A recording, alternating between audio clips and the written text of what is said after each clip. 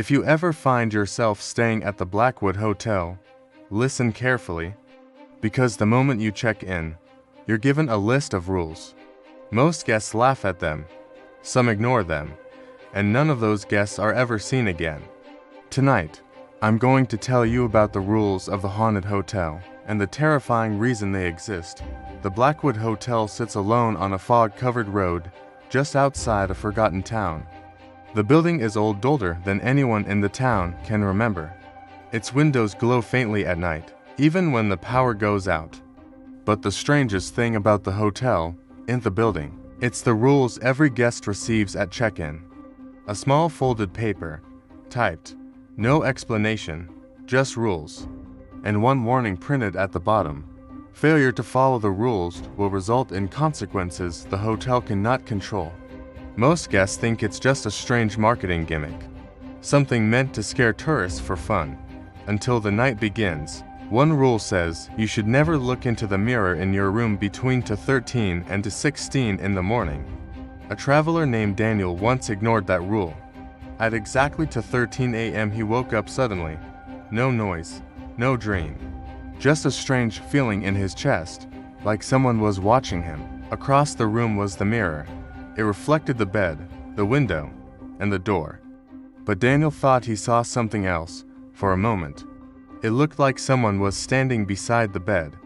He blinked and told himself it was just his imagination. Still curious, he looked directly into the mirror. At first, nothing seemed strange. Then the reflection smiled. The problem was, Daniel hadn't. Guests in nearby rooms later said they heard screaming at exactly 16 a.m. When hotel staff opened the room the next morning, Daniel was gone. The room was empty, except for fingerprints on the mirror. Fingerprints pressed from the inside of the glass. Another rule says that if someone knocks on your door after midnight, you must check the hallway camera on your TV before opening it. A woman named Sarah once stayed in room 214. At 1:37 a.m. she heard 3 slow knocks on her door.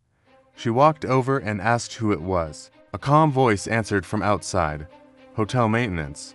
But something felt strange about the voice. Too quiet, too close. Sarah remembered the rule. So, instead of opening the door, she turned on the TV and checked the hallway camera. The screen showed the hallway outside her room. It was completely empty, but the knocking continued. Louder this time. "Ma'am, open the door." Sarah stepped away from the door and didn't answer. The knocking continued for almost 20 minutes before suddenly stopping. The next morning she told the front desk what happened. The clerk became pale and asked her a single question. Did the voice sound like it was right next to your ear? Another rule warns guests never to use the elevator between the 4th and 5th floors late at night. A college student named Mark decided to test that rule. At around 3 a.m., he stepped into the elevator and pressed the button for the 5th floor. The elevator began moving upward, then it suddenly stopped halfway. The lights flickered, the floor display changed. Instead of showing 4 or 5, it showed a number that didn't exist in the building.